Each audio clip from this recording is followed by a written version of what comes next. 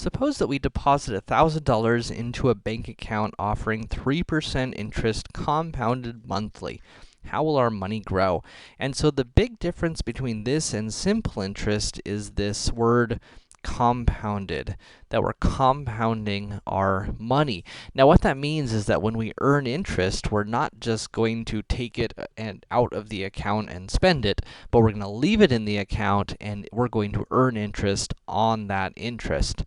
So let's start out here by noting that this 3% interest rate is what's called an APR, or annual percentage rate.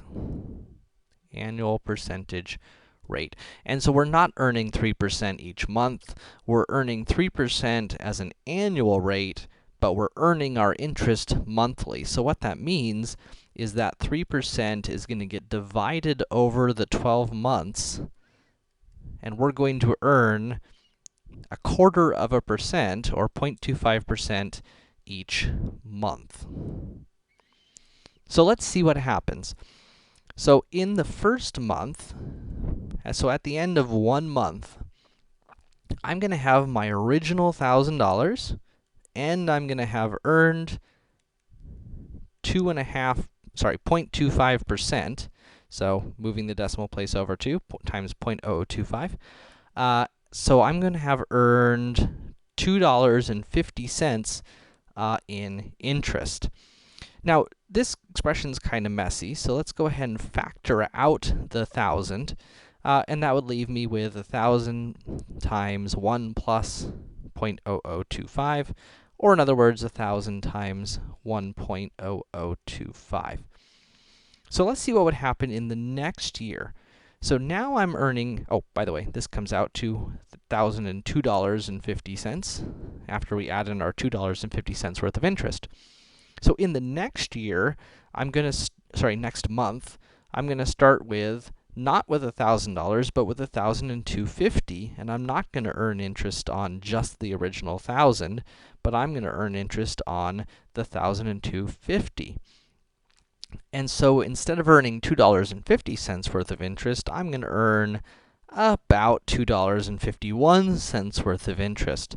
Not a huge difference at this point, but it is different, and we are earning more. Again, we could factor out the $1,002.50 here, leaving me with 1,000 times 1.0025, and I end up with $1,005.01. So I've earned a little bit more money this time.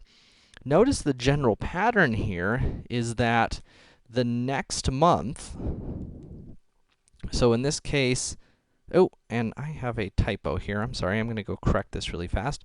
That was not 1,000. That was supposed to be 1,002.50 that we're multiplying by that.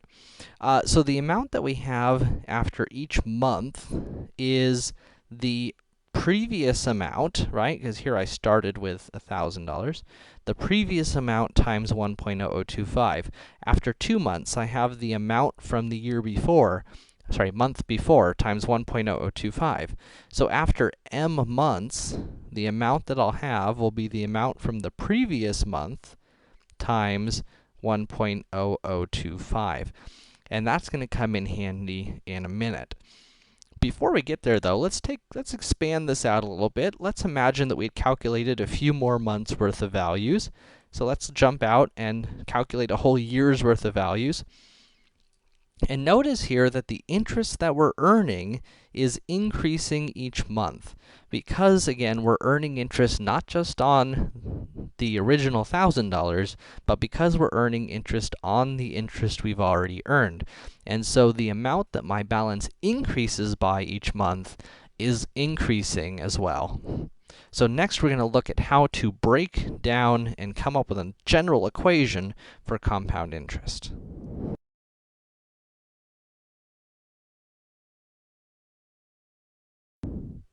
So we already figured out that we could express our compound interest growth here sort of recursively in the form PM equals PM minus 1 times 1.0025, or in other words, the new month is the previous month times 1.0025. So let's see if we can take that relationship and come up with an explicit form for it. Now, if you've already done growth models, you might know where this is going, but let's go ahead and walk through the steps. So, P0 was the initial amount that we start with. After 1 month, we'd have P0 times 1.0025. After 2 months, I'd have P1 times 1.0025. But where did P1 come from? P1 came from here, and so I'm going to have P0 times 1.0025 times another 1.0025. Or in other words, I could simplify that down to P0 times 1.0025 squared.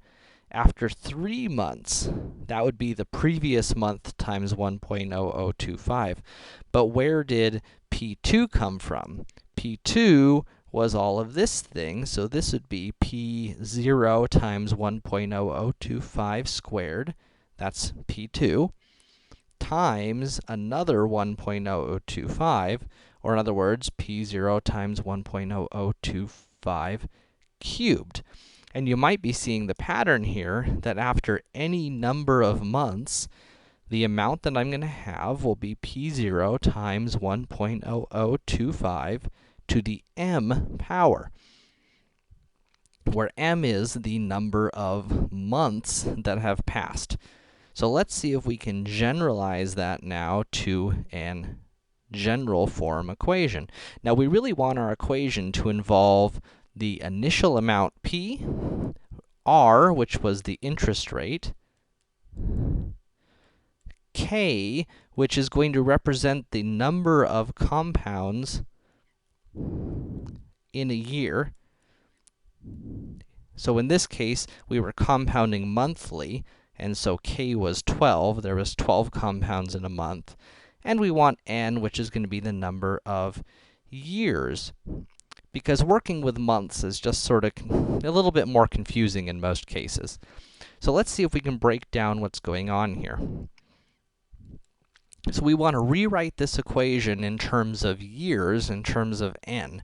So we're going to have our initial amount, P0, and then where did this 1.0025 come from? So if we skip back for a second, remember that the 1.0025 was coming from the interest rate of 3% divided by 12 months to figure out the interest per month, plus 1, because we were adding on the original amount. So if we go with that idea, then this is going to be 1 plus, this was the interest rate divided by the number of compounding periods in the year. And so this is going to give me the interest per compounding period. So now, we need to figure out how to take the number of years and create the number of months. Well, let's think. If I had, let's say, 4 years, how many months is that? It would be 4 times 12 is 48 months. And so if I wanted to know my balance after 4 years, I would put in 48 here for the months.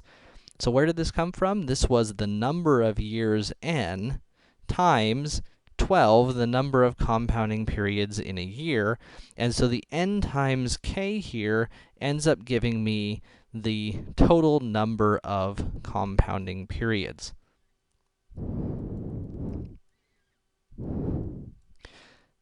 No matter how you think about it, here is our final equation then. This is our equation for compound interest.